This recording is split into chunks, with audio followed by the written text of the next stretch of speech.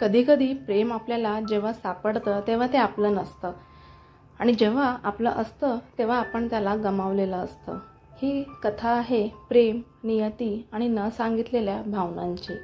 कधीकधी हृदयात असलेल्या शब्दांना आवाज देता येत नाही आणि जेव्हा देता येतो तेव्हा वेळ निघून गेलेली असते। अन्वी आणि आर्यन दोन मित्र, एकमेकांशिवाय अपूर्ण। ती शांत, मनमिळाऊ, सोजवळ मुलगी आणि तो उत्साही, स्वप्नाळू आणि जगाला वेगळ्या दृष्टीने पाहणारा। दोघांची पहिली भेट कॉलेजमध्ये झाली। हळूहळू त्यांच्यात घट्ट मैत्री झाली आणि नकळत प्रेमाचं नातं तयार झालं। आर्यन सतत अन्वीच्या सोबत असायचा। तिचं हसणं, तिचे डोळे, तिच्या बोलण्यातलं गोडवा, हळूहळू त्याला तिच्या प्रत्येक गोष्टीची सवय झाली होती। अन्वीला देखील आर्यनची साथ आवडायची। त्याच्या स्वप्नाळू स्वभावात एक वेगळी जादू होती। सर्वात सुंदर दिवस, त्या वर्षी कॉलेज ट्रिपला संपूर्ण बॅच एका सुंदर हिल स्टेशनला गेला होता। तिथल्या थंडगार वातावरणात धुक्याने भरलेल्या रस्त्यांवर फिरताना अन्वी आणि आर्यनचं नातं आणखीनच घट्ट झालं। एका संध्याकाळी दोघंही एका उंच डोंगराच्या कड्यावर बसले होते। सूर्यास्ताचा सुंदर नजारा त्यांच्या डोळ्यासमोर उलगडत होता। आर्यनने तिला हलक्याशा स्वरात विचारलं, अन्वी, कधी कधी वाटतं हे क्षण इथेच थांबावे, तू आणि मी कायम इथेच। अन्वी हसली। आर्यन, काही गोष्ट थांबत नाहीत पण त्या कायम आपल्या आठवणीत राहतात। त्या दिवशी पहिल्यांदा दोघांना जाणवलं ते एकमेकांशिवाय अपूर्ण आहेत, पण दोघंही आपल्या भावनांना शब्द देऊ शकले नाहीत। आर्यनला भीती वाटत होती की अन्वी नकार देईल। अन्वी वाट बघत होती की आर्यनने आधी बोलावं। कॉलेज संपत आलं। शेवटचे काही महिने दोघांनी खूप छान घालवले।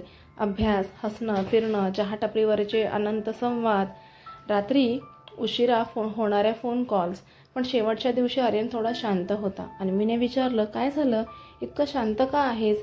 त्याने थोडं हसत उत्तर दिलं, काही नाही, फक्त वाटतंय की हे दिवस पुन्हा येणार नाहीत। अन्वीला देखील हे जाणवत होतं, पण ती म्हणाली, काही गोष्टी संपत नाहीत आर्यन, त्या कायम आपल्यासोबत राहतात। कॉलेज संपलं। दोघेही वेगवेगळ्या मार्गांनी पुढे निघाले, पण एकमेकांशी संपर्कात होते। रोजचा नाही तरी कधी कधी फोन चॅटिंग, आठवणी। एके दिवशी अन्वीने ठरवलं आता वाट पाहायची नाही।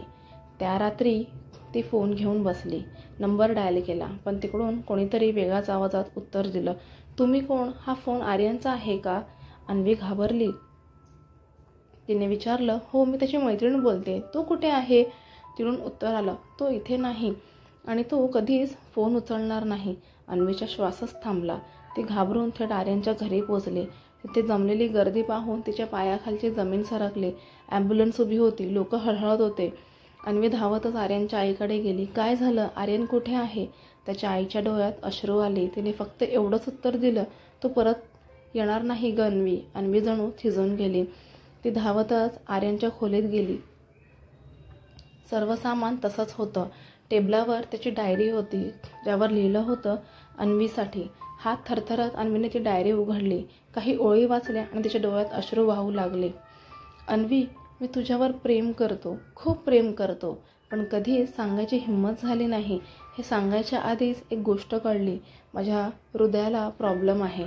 डॉक्टरांनी सांगितलंय की माझं आयुष्य फार लांब नाही, मी तुझा कायमचा साथीदार होऊ शकलो नाही, पण शेवटच्या क्षणापर्यंत तुझं नाव माझ्या मनात होतं। तुझं हसू हे माझ्या आयुष्यातलं सर्वात मोठं सुख होतं। मी नाही, पण कधीतरी पाऊस पडेल, तो पाऊस मीच असेन। अन्वीच्या हातून डायरी खाली पडली। पावसाच्या थेंबांबरोबर तिचे अश्रूही गळत होते। त्या दिवशी खूप जोराचा पाऊस पडत होता। अन्वी तलावाच्या काठाशी उभी राहून पाण्याकडे पाहत होती। आर्यनचं शेवटचं वाक्य तिला आठवलं, कधीतरी पाऊस पडेल, तो पाऊस मीच असेन। तिच्या गालावर पाऊस पडत होता, पण त्याबरोबर अश्रूही वाहत होते। तिला जाणवलं, प्रेमाचा शेवट कधीच होत नाही। कधी कधी काही लोक फक्त आठवणीत जगतात, काही प्रेमकथा अपूर्णच राहतात, पण त्या प्रेमाची तीव्रता कधीच कमी होत नाही। प्रेम नेहमी पूर्ण होतंच असं नाही। कधी कधी काही लोक फक्त आठवणीत राहतात, पण त्यांचं प्रेम ते कायम आपल्या हृदयात जिवंत राहतं। जर तुम्हाला ही कथा भावली असेल तर कमेंटमध्ये तुमच्या भावना शेअर करा। कधी तुम्हालाही असं अपूर्ण प्रेम अनुभवायला आलंय का? आणि अशाच हृदयस्पर्शी कथांसाठी प्रेम एक कथाला सबस्क्राईब करा। तुमचं प्रत्येक लाईक आणि शेअर आम्हाला अजून सुंदर कथा सांगण्याची प्रेरणा देतो। धन्यवाद।